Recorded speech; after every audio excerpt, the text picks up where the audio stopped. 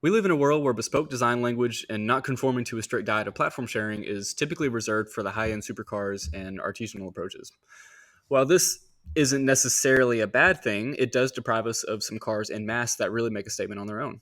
Cars that are truly one of a kind, good at what they are, and unique down to their bones. Today on Drive Theory, we will be exploring a car that is truly one of a kind, even to a fault, and ultimately to its end. The three of us today will be discussing the mid-engine oval oddity known as the Toyota Previa. How did a segment that is considered to be universally uncool attract a designer that wanted to create the sports cars of minivans, and eventually lead to at least two of us who sought one out for years? I'm Isaac. This is Tony. That's Annie. Welcome to Van Time. Welcome to Cart. No, it's van time now? It's Van Time now. It's always van time. Back on the train.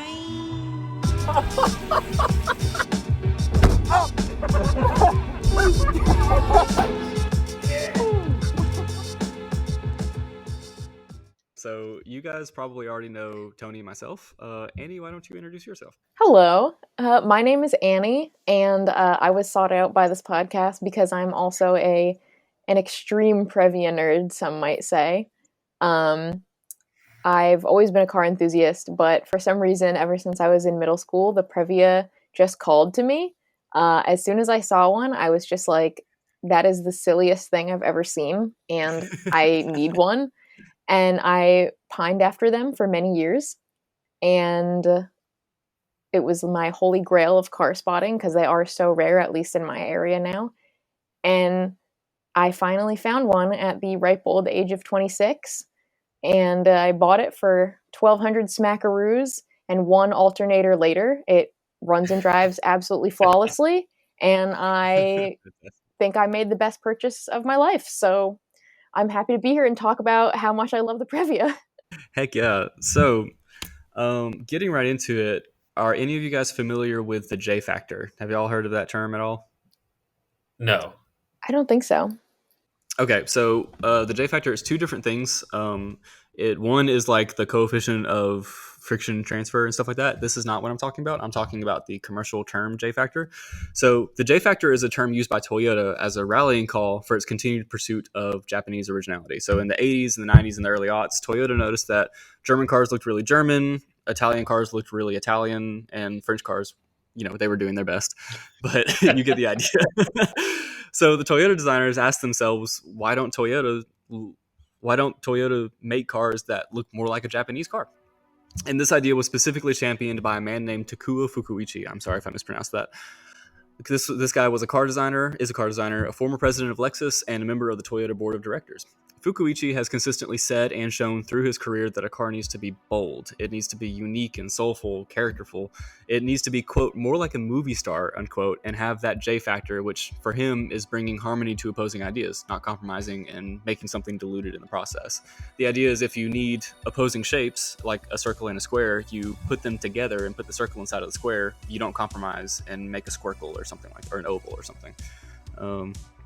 So with that in mind, the term minivan and the segment came into being as most notable cars do in the 20th century has, at the hands of Lee Iacocca. Lee Iacocca. Yes, that Iacocca.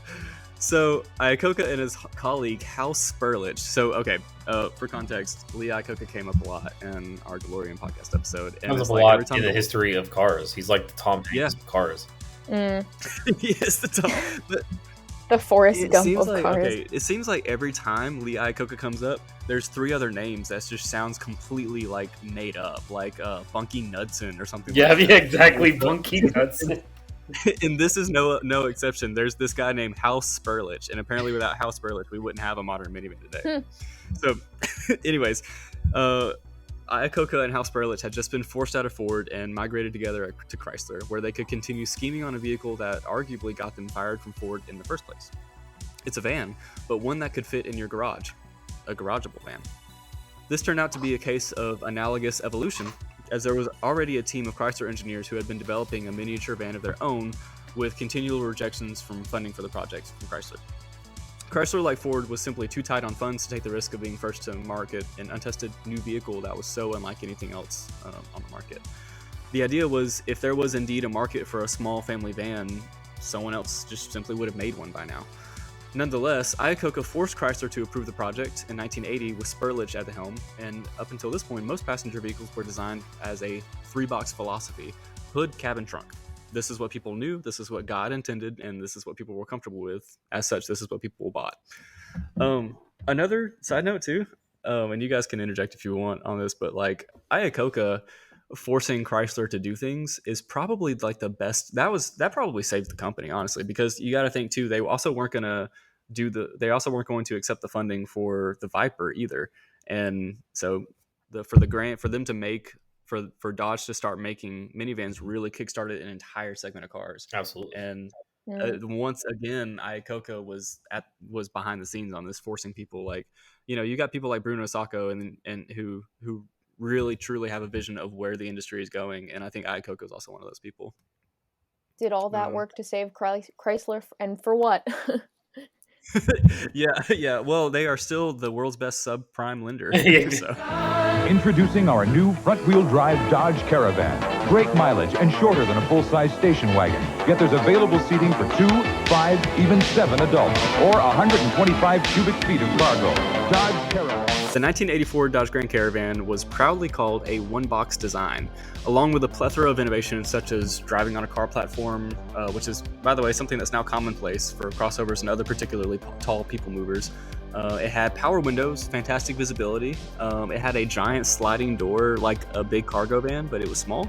And as targeted, it could fit into your average home's garage, as opposed to the next shortest van on the market at the time, which was on a truck frame, and it was over a foot taller than the Caravan. Yeah, it was like a small van. Some may even potentially say something, just throwing this out there. Okay. Something as crazy as a mini van. A minivan, you say?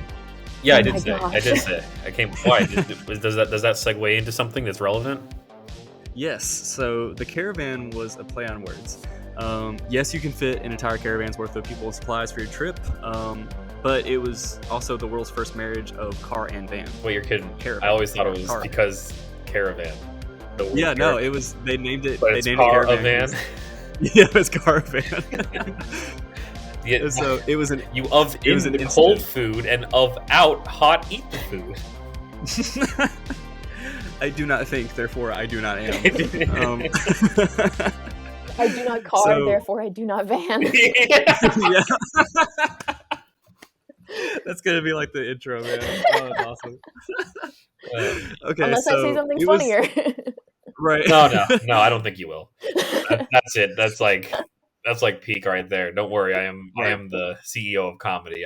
I know when I see it. That's it. That's all downhill from here. It was an instant home run. They couldn't make enough of them, despite it really not being that great of a vehicle on the first time. But just beyond it through growing pains, like it knew what it was honest, it didn't waste time or design trying to be something that it wasn't. So Chrysler made the mold basically for every minivan thereafter that would come. Almost every other minivan. Enter that Toyota designer from earlier, Takuo Fukuichi. In the late 80s, he wasn't yet the head of design at Lexus, and in fact, he had just started as a scrappy designer working with Akio Toyota himself, who remembered him as a risk taker and someone who would bring something bold to contend with the American manufacturers. He wanted a van that had spaciousness, functionality, but also he wanted to make the sports car of minivans, and the Toyota company eventually literally advertised it as such. Steps were taken and decisions were made that simply would not fly today in a mass car market, and the styling that Fukuichi and David Doyle designed was an egg. Like, it was literally straight up an egg. So they wanted sleek, they wanted unique, and they wanted an automobile designed to look in motion while it was sitting still. And that's what they came up with. They came up with something that had no corners, Yep, it looks no absolutely hard. blistering sitting right there behind you. Blistering is a word that I would not have thought about to use, but I'm glad that you used it. And not at all like Shane Gillis. So the Previa is what they named it, and they named it after the Italian word previdenza, which is forethought and a preview into the future. Oh, so it's not named after the placenta thing. Oh my god. Yeah, like that very special part of pregnancy. The only other thing No. you get when you Google that. Yeah, it's the first thing that comes up. Like every time I Google, like I just need to look on the forums to like how to change the Yeah. supercharger like fluid or something like that, and it's just like here's what you need to know about your pregnancy. Well, hundreds of millions of women get pregnant every year. There's only so many Italians, so who's more likely to be looking up that word? Well, the Previa was patented on Christmas Eve 1987, and in a few years it would come to hatch into the world, or at least hatch into the minivan market of the world. Side note, we need to talk about Mr. Toyota for a second. For those of you who don't know, Akio Toyota is the founder's grandson, and when he joined the company in 1984, not only has he been a face and force of good in Toyota, promoting and cultivating good business product, but he's also like a huge car guy. On top of that, he's also a very accomplished race car driver. Under the alias Marizo, he has competed in the 24 Hours of Nürburgring 4 times, each time placing in the top 4 and a few times winning. Wow. He championed the project resulting in the GR Yaris and the GR Corolla. In fact, he was the one who crashed the first test car, and he continued to serve as a test driver throughout its development. He's continually taken on the mantle for the Toyota company, assuming responsibility for recalls, pushing for innovations, and making sure the products with his name on it, literally, are up to par with the quality that's important to him. So, he's like if Hank the Deuce was cool instead of a deuce bag. A deuce bag. Okay. Because back to van Hank time. the Deuce is Henry Ford's grandson. Right. Yeah, he's the one that got so. Isn't he the one that got so mad at Enzo Ferrari, or was that his son? No, that was Hank the Deuce. Yeah, he was the one who got so mad at Enzo Ferrari that he won Le Mans like twice in a row. So, Toyota took a look at the competition. How much space did the Caravan have? 125 cubic feet? Okay, give the Previa 158. Did the Caravan have airbags? No. Okay, give the Previa 2. Did the Caravan have 3-point seatbelts for any of the rear passenger? No. Make sure the Previa does. How did the Caravan drive? Not well enough? Okay, make the Previa mid-engine, design its own bespoke engine for the car, turn said engine 75 degrees sideways, and design a supplemental drive shaft going from the front of the engine to under the hood to package the accessories completely divorced from the motor. This, along with a handful of other improvements over the Caravan, such as adjustable and foldable middle row bench seats, or optionally the captain's chairs, which we'll get into in a minute, along with ABS and optional all-wheel drive, really set it apart. By the way, this is just insane. Do you have any data as to how much the R&D into this one vehicle actually was?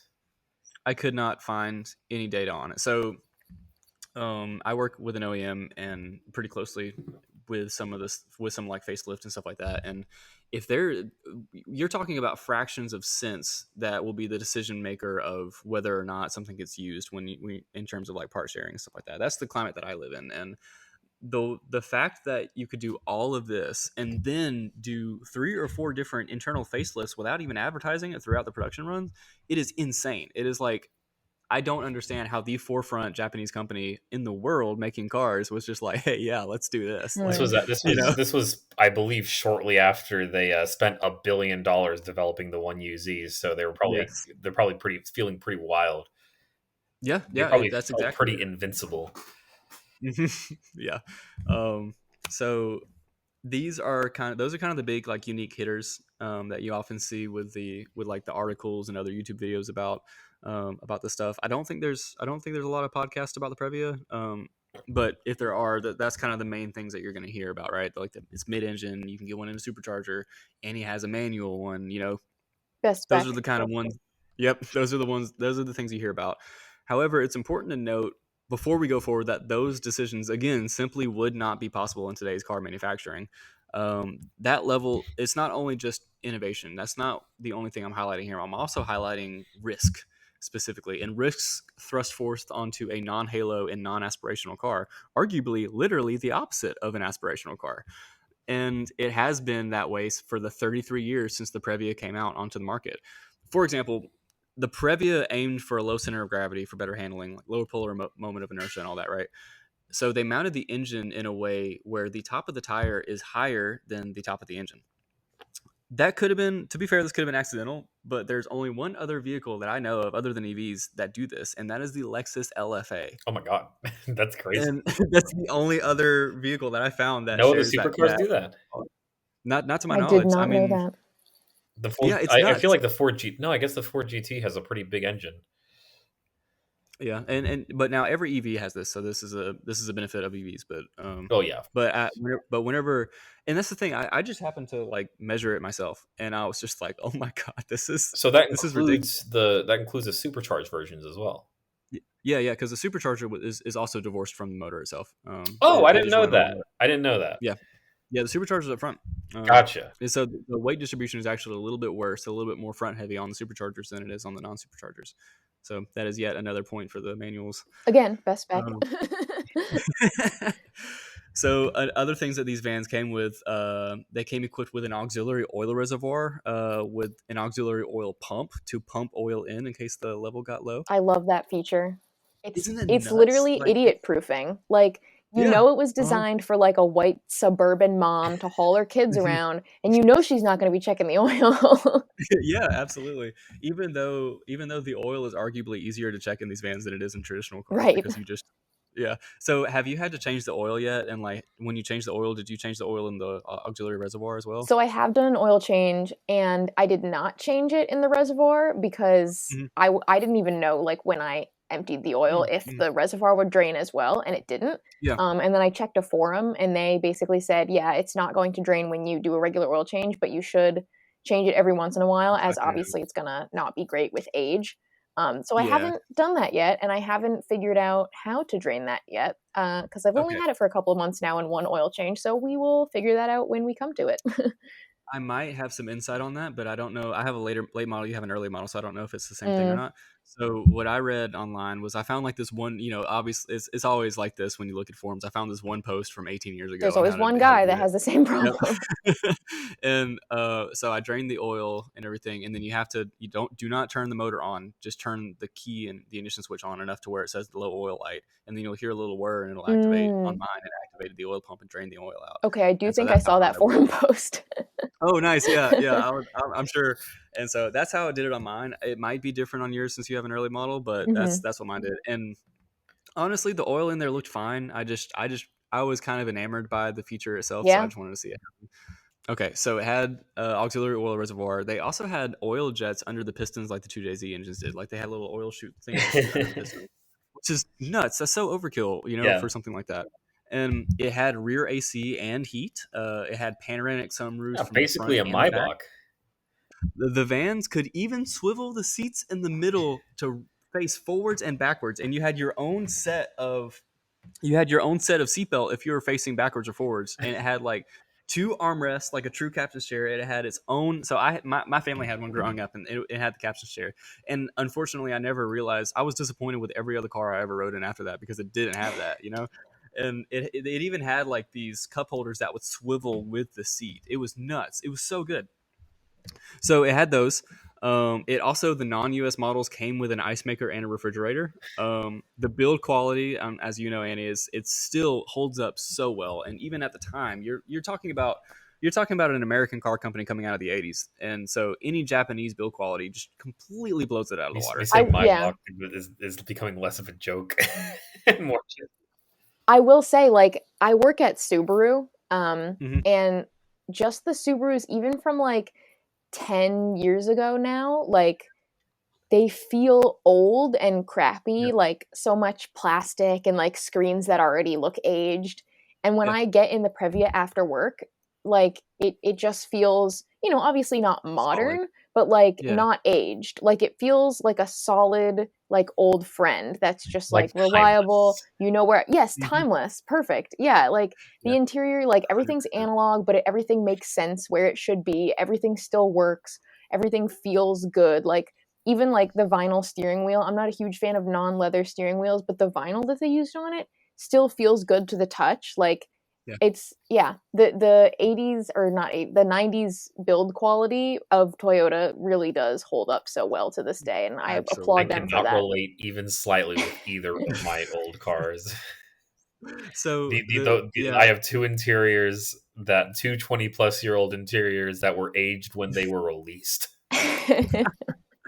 Yeah, dude. So that's the thing is like Annie and I both bought like real shit boxes. Like we did not buy the nicest example on the planet of Previous, but like still, like you've ridden in my van and like it everything in there. There's no like there's no like crack, nothing's cracked. There's no like creaks and wobbles and stuff like that. Everything still No, holds it's up not. really It's well. not like melting and falling apart and cracking and dying and like I'm Yeah, breathing in a bunch of asbestos or anything. You know, yeah, yeah. it's very nice. I feel like you give it a good clean, it would almost be showroom, showroom ready. I I can't agree. say that about like anything I've ever owned. Yeah, the closest thing that I can relate it to is there's a guy in mine of your car club. He's got a Lexus LS 400, and whenever I saw them side by side, I was just like, man, this is the same carpet, this is the same like plastic, like it's everything is very very similar. That's exactly But what it's like with my neighbor Celsior. Inside, like he that yeah, thing is pristine inside and out, and on mhm, the inside, I mean, I just feel like obviously it's been very very very well taken care of also, but you sit in it and it's very obviously a product of the 90s, but it's like yeah, it's not like you're sitting in a car from the 90s. It's like you've been transported to the 90s and this car is right, brand new and you're sitting in it and it's like wow. yeah, that's sick, man. So not only did the ergonomics make sense, the build quality and everything like that, Toyota, as I mentioned before, they continued to improve upon the platform even when sales were down. It wasn't like a midlife cycle kind of thing. They just wanted to make it better. So there were some complaints about the non-supercharged versions for just being dangerously slow, and also getting bad gas mileage while it was at it. And so they supercharged it for gas mileage, and they also installed OBD1 and OBD2 ports. My vehicle has both into the mid-year and later models. This was a truly revolutionary product of the J Factor mindset that produced other, like Lexus quality cars from the 90s. So this was endemic of the era that Toyota was in at that time. So knock knock, who's there? It's the 90s. And the Ital design Columbus concept has just been shown off to the world to celebrate 500 years of Europe finding out that North America exists too. Is that wait, is that like 2-story minivan thing? I love that Sure thing. is. This behemoth of a van was equipped with four-wheel drive, four-wheel steering, a BMW V12, and a manual transmission. It was designed by the company, who was started by Giorgetto Giugiaro, who, like Lee Iacocca, is all over the history books. Again, y'all can watch our DeLorean episode on the same podcast, like on the same YouTube or whatever. But if you were a suburbanite with a penchant for handling and sporting intent, you probably couldn't get one of those. I am. Good news. Good news though, the Previa has just arrived, and they do make those for the mass market.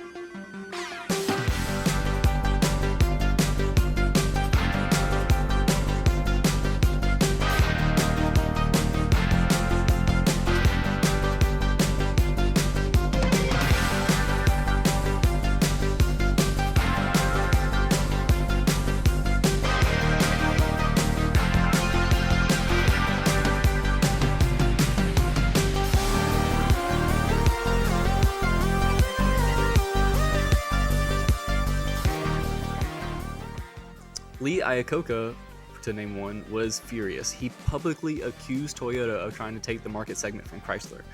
The claims were never authenticated. Obviously, it's just competition, and Chrysler had just come out with a second generation Caravan, but even with the updates, it lagged behind the features and ergonomics that came with the first generation Previa.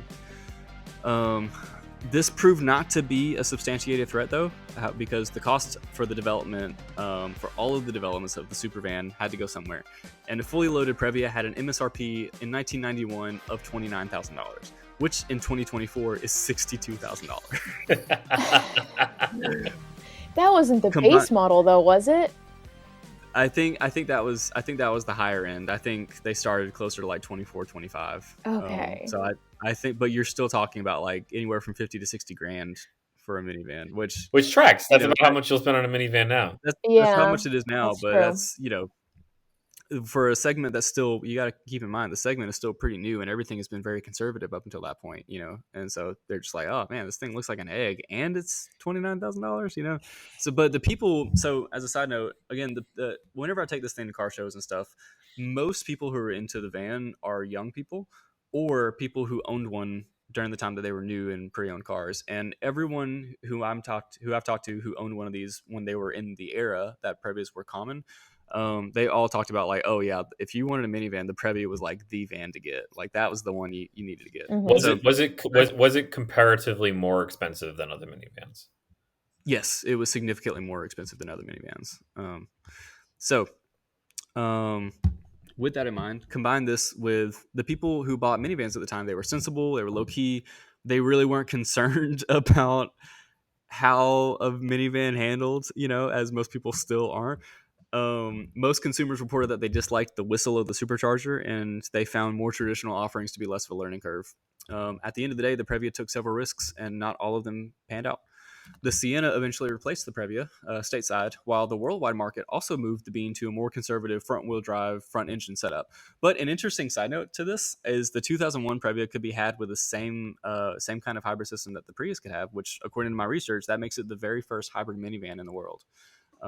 So I thought that was really sick. Even though the later Previas don't really have my heart, it's still cool that the very first hybrid minivan was a Previa. So I thought that was neat. I believe they can also be manual as well.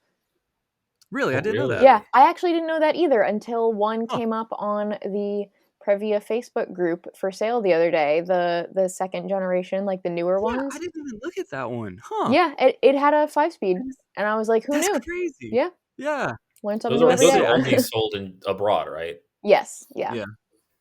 That's insane. Yeah, which I bet if you can find one out of Mexico, that would be pretty cool. Yeah. But the thing is, one reason I'm bringing up the hybrid is because they did not supercharge the minivan to make it more sporty. They did it because this was really kind of predating the era of turboing and hybridizing and EV. And so the Chrysler Pacifica advertises itself as the first hybrid minivan. This is not accurate. They're the first plug-in hybrid. They're not the first actual hybrid. But it is still interesting to see where that began, as I personally believe that like a hybrid minivan is peak minivan if you aren't buying an R63 AMG. So let's talk for a Greatest moment. minivan ever made. Let's talk for a minute about this R63. I call the Previa a supervan, the supervan. Its designers call it a sports car of minivans. But let's get this out of the way. Listen to all the specs you want. Listen to the supercharger, shift the gears manually, observe the engine placement all day, every day. This van is the epitome of you don't drive a spec sheet. It's slow, it's heavy, it's only a sports car compared to other vans, as much as I love it.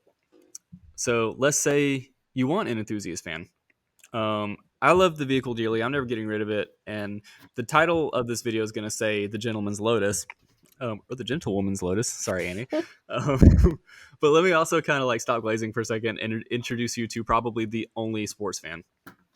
Let's say you want an enthusiast van. Let's say you also actually care about going fast in said vans and you don't want to modify anything. There's a Ford Super van, but you're not going to be able to get one of those unless you're like Jay Leno or something.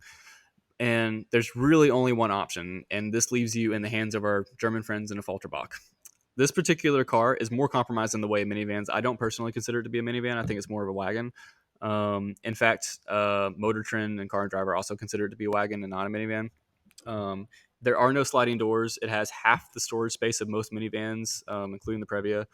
And even when it came out, it was noted as being more spatially compromised than other wagons. It also isn't rated to tow anything, let alone the 3,500 pounds that our ovals supposedly can. But here's the thing: it has 500 horsepower.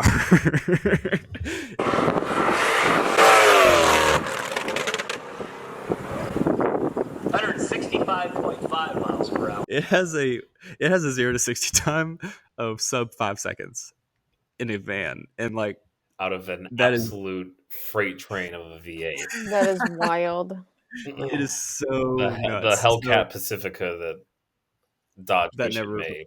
yeah, that they should have made. So here's the thing: there were only 200 of those R63s ever made, which again adds to the argument of who's in the market for a sports van besides the three of us. One day I'll find one. Even then, it won't be replacing the Previa. It'll just have to add it.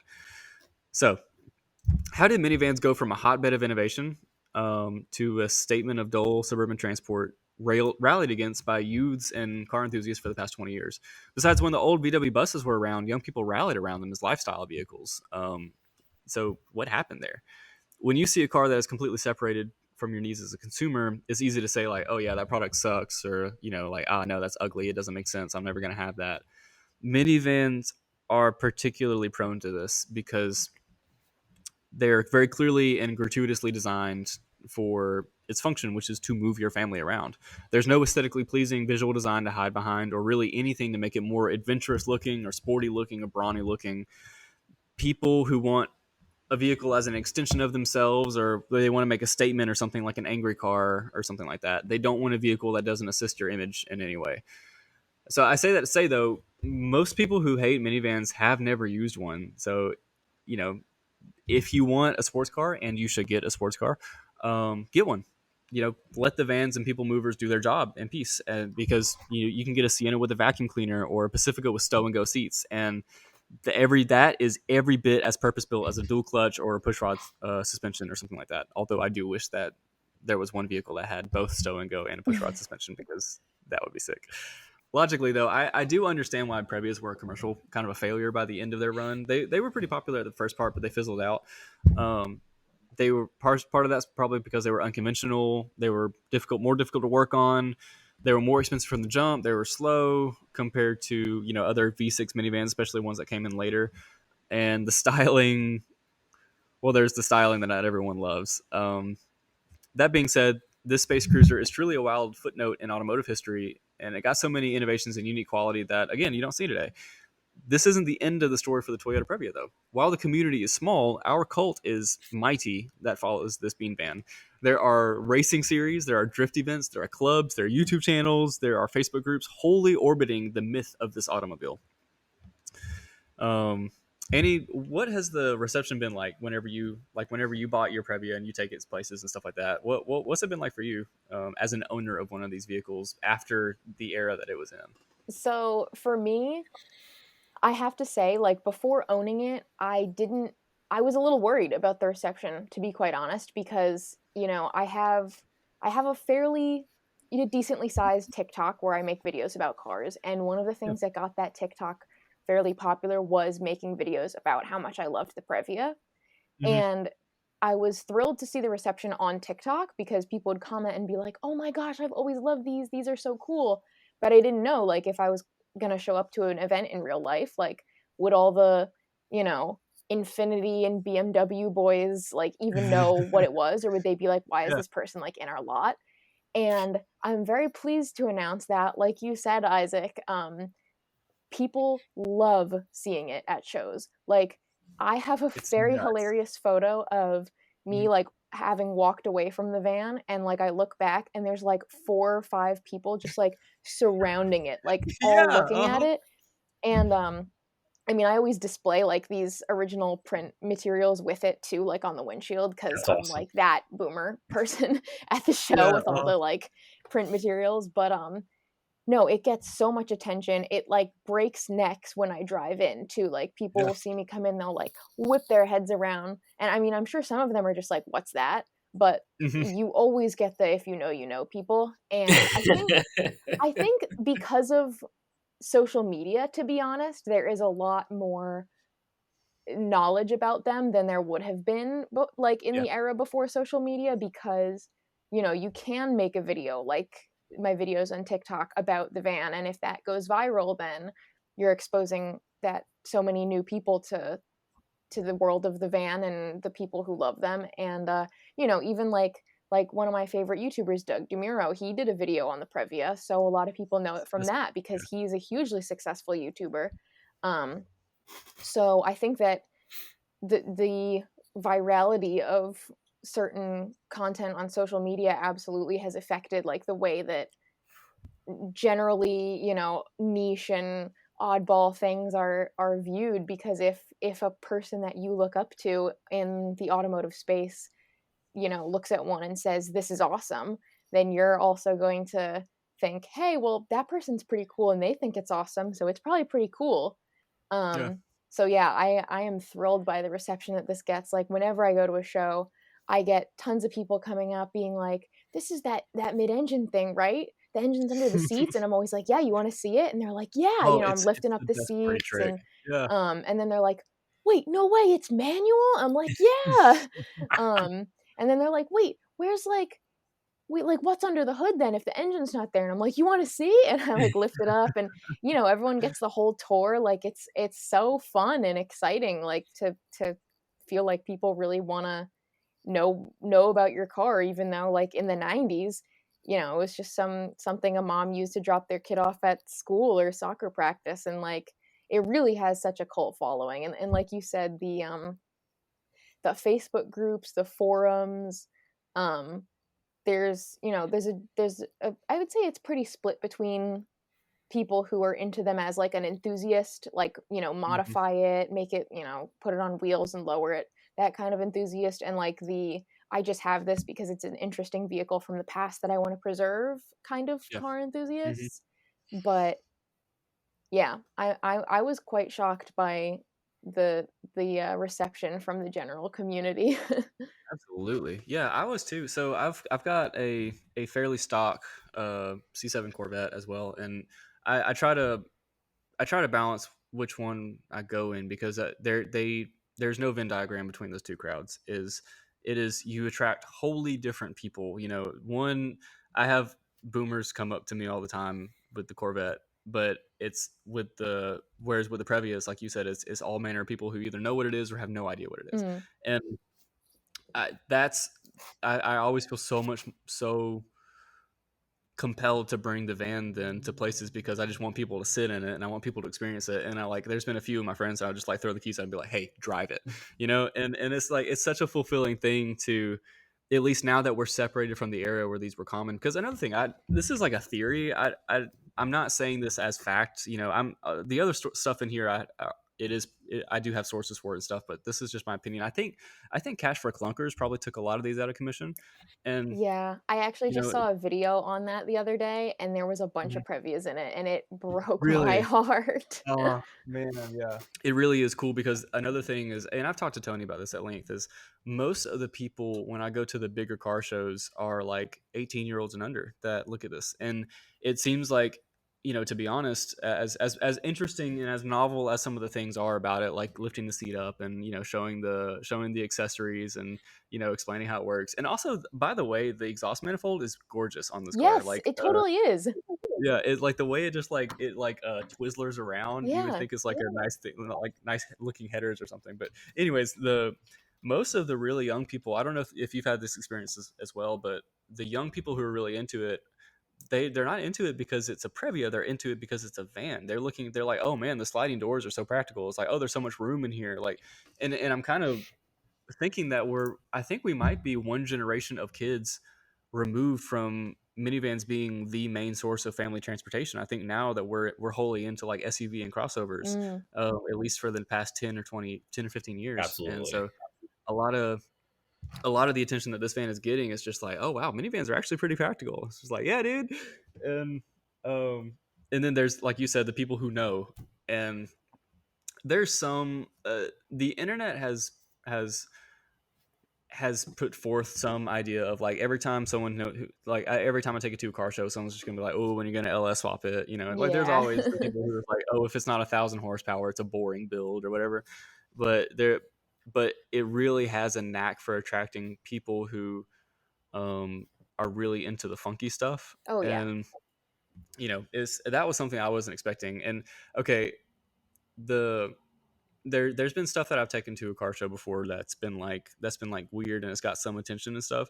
The first time I got like overstimulated, the first time after I put the wheels on, after I turned the windows and everything on this van, the first time I took it to a car show, and just like you said, you walk away and there's so many people around the van, and it's just like, bro, I don't know, man. That's crazy. Like I was not expecting something like that at all. And because the price point of these vans are so low, and I think they're probably going to stay low. I don't know if there's really a huge market for, like, you know, the Previa legend is probably buying half of them on the West True.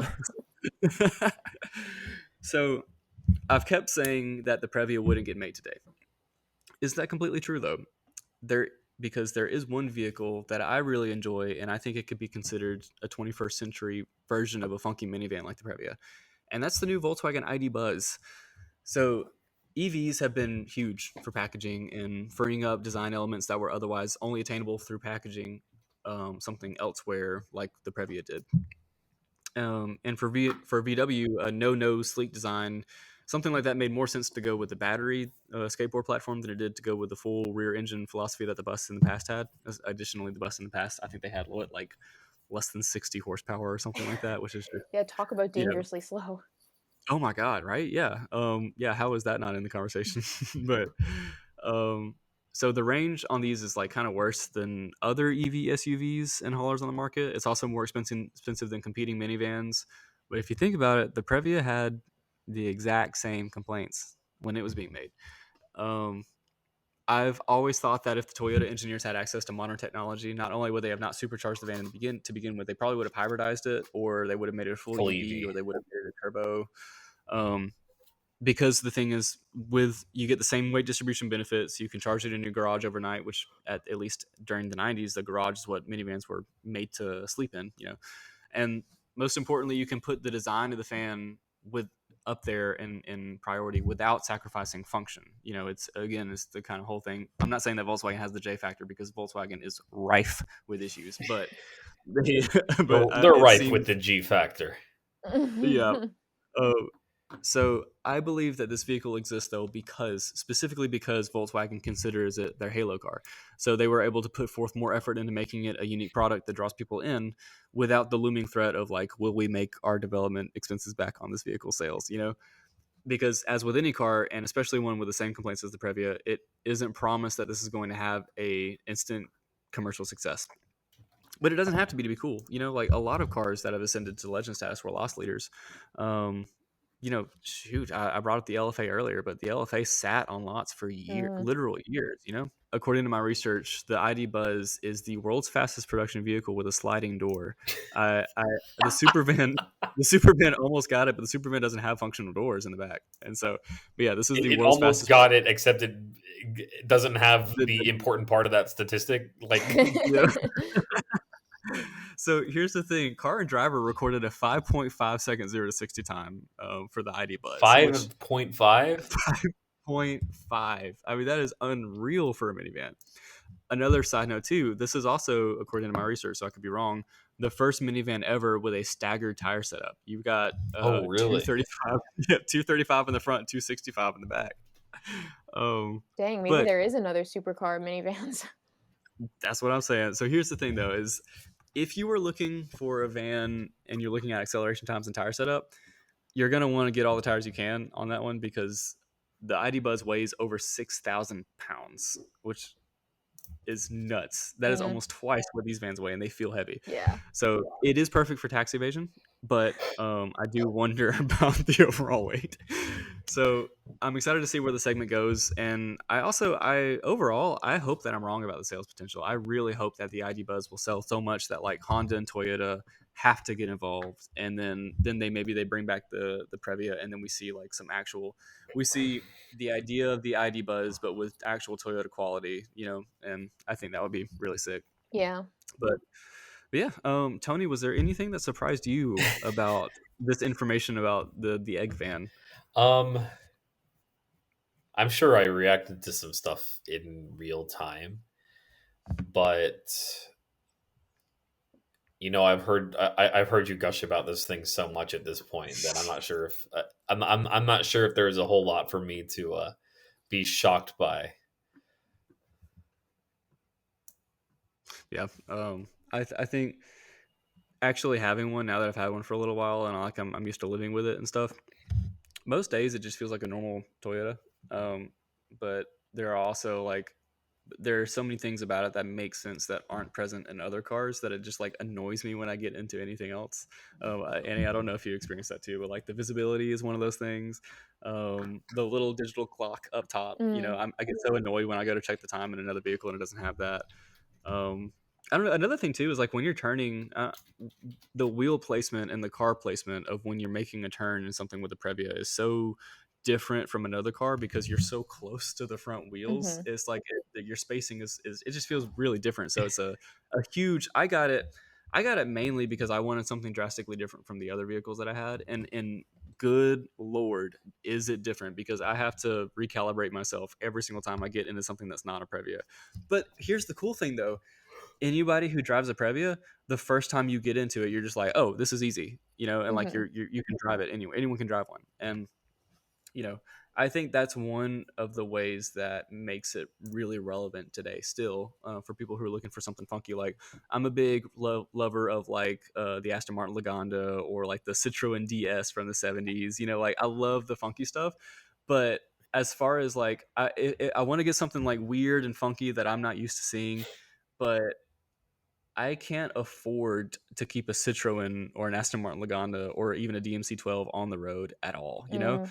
And so I think the Previa is a really good option for somebody who's just looking for something funky, but also it is still a Toyota. There's things that are funny about it, like the supercharger oil is weird to change, the supplemental drive shaft bushings. It's easy for me because I had just had the bushings. Yours is yours also? Can you put the later model bushings in yours, or do you have to replace the whole like SADS drive shaft? Thankfully, that's not something that I've had to look up yet, but that's a great question for when I do. Well, that probably also means your bushings are in good shape. So Feels okay to me, so. Yeah, nice. Yeah, mine, I need to replace it. I just haven't. Like every time I turn the AC on, the steering wheel goes like. How many miles are on yours? It's like 165. Oh, really? Yeah. I wonder if mine have already been done then, because I have 206, almost Oh man, 207,000. I bet they have already been done then. Yeah. And I know the previous owner of mine was like really, really loved it, which is why it's Nice. still in such good shape. Yeah, that's awesome. He had like tons of receipts and stuff. Like when I looked through the glove box after I bought it and That's stuff exactly like what that. you want.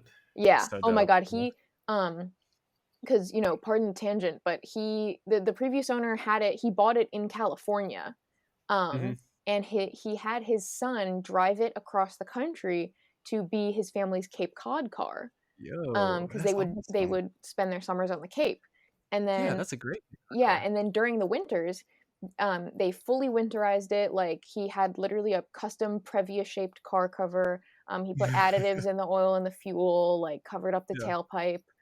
It was really treated well, and that Mhm. was another part of why that deal was so phenomenal because a lot of the ones that you see, I mean, I'm not sure exactly how it is in your area, but like here in the Northeast on Facebook Marketplace and stuff, like they will come up, but they are beat and like Yeah. body panels dented, rust, like the works. Like they were used, which like, of course they still lasted, but like Yeah. it was Yeah.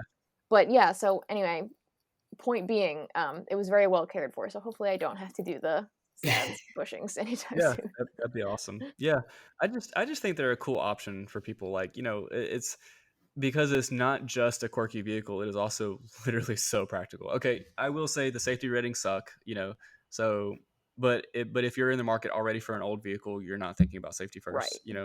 And so it's no worse than any other minivan from the time. Yeah. But so I wouldn't put your 16-year-old in this, but I would absolutely put anyone else in it. Yeah. Well, It's so comfortable. to add on to that too, like you were saying, Mhm. it's so easy to drive. It's 32 or something years old now, 35. I don't even Mhm. know. Everything, at least in mine, everything still works. Like Yeah, there's yeah, same here. no weird like rattles. Mhm. Nothing's like really creaky. All of the radio controls work, the climate controls work. I mean, the speedometer doesn't always work, but apparently that's a common issue because of the capacitors. So Mhm. whatever. I have a tach. I know how fast I'm going. Yeah.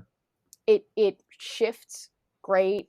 The Nice. shifter is notchy. The clutch feels fantastic. It's literally as easy to drive as the Miata is, like Oh, transmission love wise. that. Um, Yeah. no, everything just feels fantastic. It doesn't feel ancient.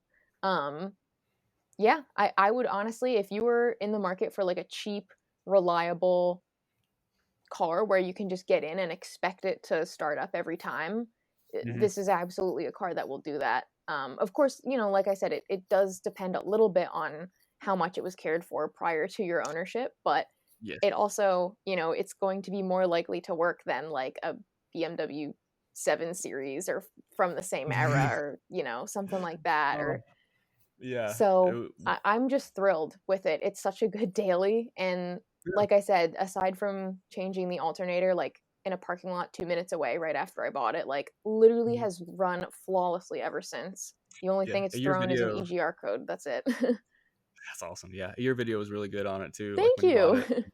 Yeah, it was It was honestly it was kind of the opposite with mine. I saw the listing. Um, my Facebook Marketplace algorithm is really dangerous. I think both Oh. Tony and I have spent tens of thousands of dollars specifically on listings that I've sent and found, let alone ones that Tony has sent me and found. And I have it. So I have Toyota Sienna saved. I have Toyota Odyssey saved because I've seen those being listed and misidentified into that. Mhm. I've got Toyota Previa. I've got all those listings saved, right? But in my area, it's like you said, they always pop up super rusted out or 380,000 miles on it or Mhm. something like that. And they're never running. They never have the seats. Unfortunately, this one doesn't have the captain's chairs. I really wanted one with the captain's chairs, but I couldn't find one. But this one popped up. No information on it. No, like I want to say there was like literally nothing in the listing.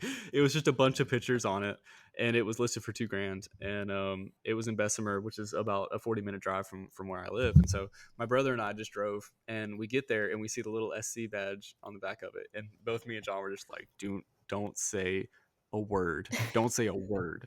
And so I was just like, yeah, and the seller came out and he was just like, yeah, we got it from an estate. It's a one owner car. I went to check the oil on it and pop the hood. There's no dipstick under there, so that might be something to look into. And I was just Oh, he like, yeah, didn't for sure, know. man.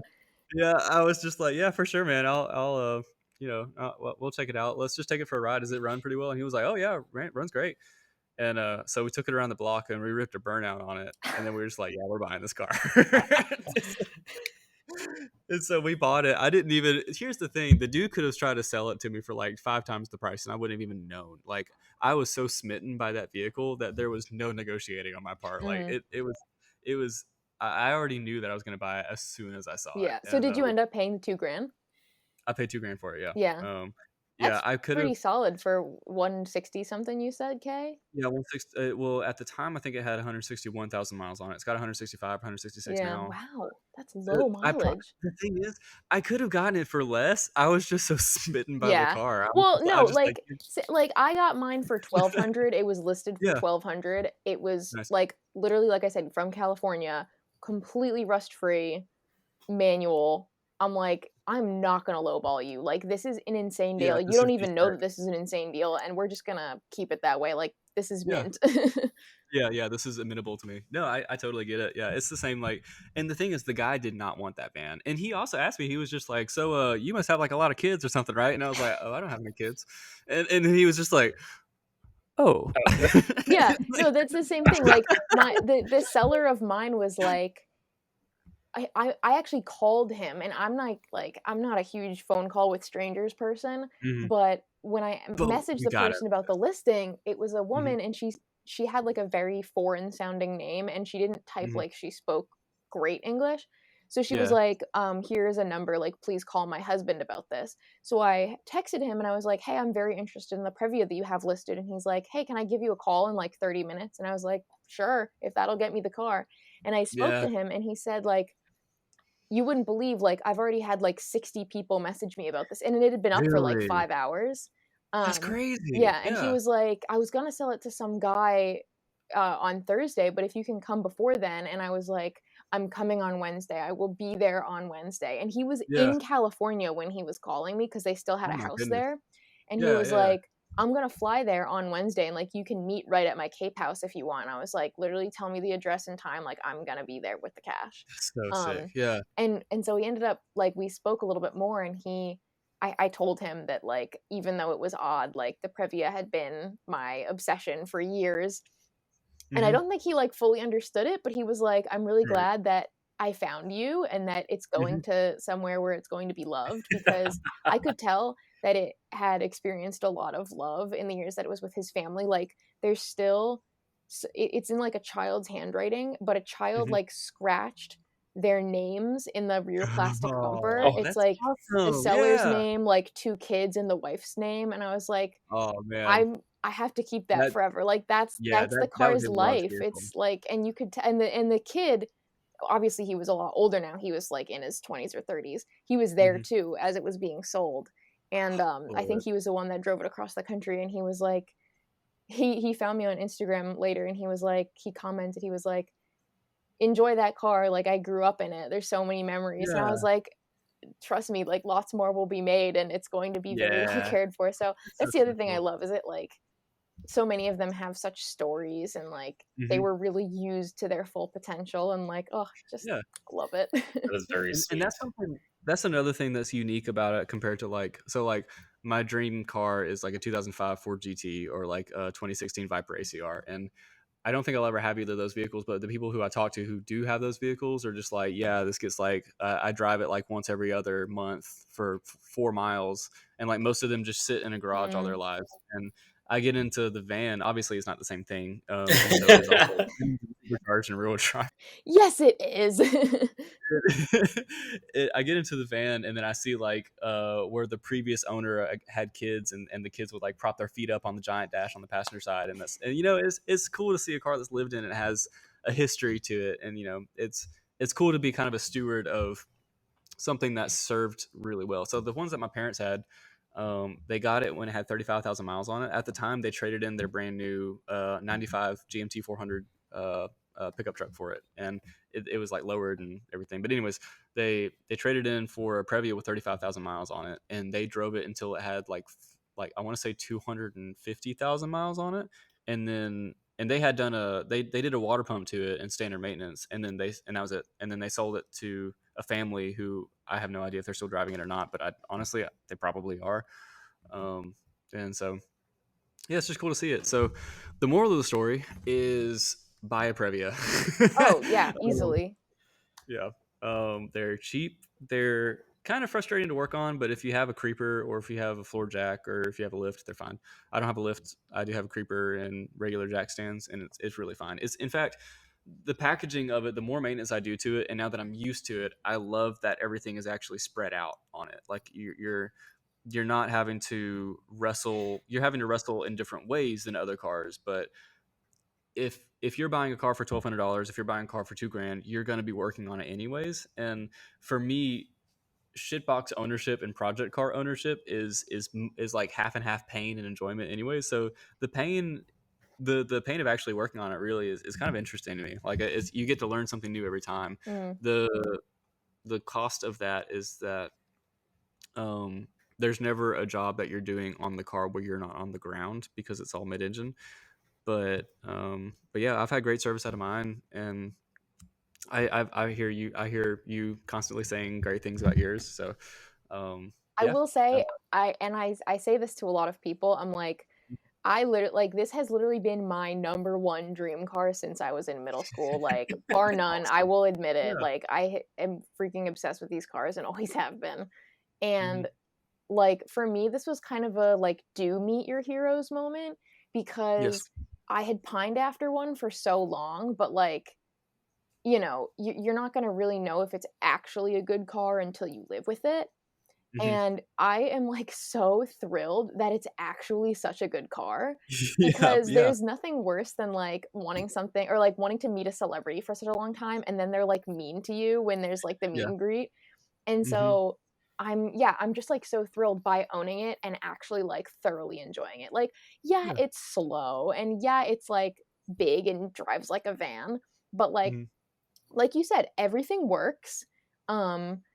It's super cool. Like, just the feeling that I get when I'm in it, it's like I'm happy because I know that I'm in something so unique, something that I've wanted for a really long time, and went out and made it happen and got.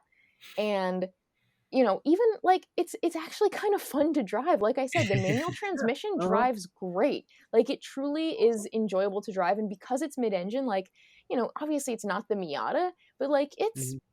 fairly tossable on back roads. It's Yeah, more I tossable than agree. like a non mid-engine van would be. Yeah. Um Yep. and so I genuinely enjoy driving it. Like, and that's saying a lot considering that I also have an NA Miata, which is like arguably the most enjoyable car to drive. Um yeah, it's truly great, and I do not regret a single thing. Like, it honestly surpassed my expectations. It seems like owning and enjoying it is the exact same principle as owning and enjoying like a sports car or roadster from like the 70s, Mhm. like an old Alpha or a Spitfire or or an MG or something. Like, people are going to find it visually interesting or Mm. even Mhm. appealing in some cases. It's at least a little fun to drive. It's not fast at all, but you know that people are going to enjoy looking at it. You enjoy being in it, and it's all about the experience. It's Yeah, not about the absolutely. actual performance of it. Yeah, you just like you're rolling down the road and you're like, oh my god, I'm literally in an egg right now. Like everyone else is in a normal looking car and I'm in an egg. Like that's so cool. Yeah. Oh man. Well, I think we have covered most of the mythos about this van in this episode. Well, I have thoroughly enjoyed the Previa info dump. I now know more about this car than I do almost any car I own. I mean, Yeah, don't worry. There's more if you want more. Exactly. Tune in next week for part 2. Right. Yeah. Andy, thank you so much for joining.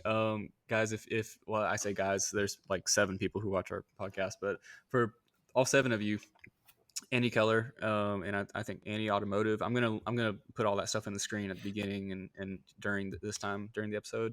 Like you said, you have a TikTok and then you also have a YouTube channel. Yes. And then you do stuff on Instagram too. I think that's where I initially found you. Yes. Because I saw. It's funny. I saw like your T-shirt design, like that Doug DeMuro was wearing like a year before I had a Previa or I knew you existed or anything like that. And so, but yeah, so y'all be sure to check her out. It's very entertaining. I really enjoy her videos. Thank you. I appreciate it. Yeah, no problem. And she has like the peak spec of manual. And one day maybe she'll have a supercharger, and maybe one day I'll have 3 pedals. Yeah, hopefully. we'll combine to or create not. the Maybe most ultimate Previa. Right. Yeah. Yeah. So yeah, thank you guys very much for watching and or listening. And we don't do these kind of episodes every single time. It's usually me and Tony kind of waffling on about some kind of vague topic. I do enjoy doing stuff like stories about the DeLorean, stories about the Previa. I would really like to do something about, the proliferation of like, okay, let's say for example, this is just like spitballing here, but like, what's the cheapest car that has this one feature or another, like like a Toyota Solara or a PT Cruiser was the cheapest car at the time you can get that was a convertible. Like what is the minimum car with one thing or another? So it's just, I like doing car stories every now and then, so we can, for the viewers, you can probably expect not every other episode but every few episodes we'll do something higher effort, I guess. But yeah, Annie, if you ever want to come back, you are more than welcome to. Thank you so much for having me. And honestly, I would love to come back. There's nothing that I love talking about more than weird cars. Heck yeah. Well, cool. Yeah. Well, everyone buy a Previa, and I hope to see more Previas around. Okay, Thank bye, guys. No. It's like okay, the end. Goodbye.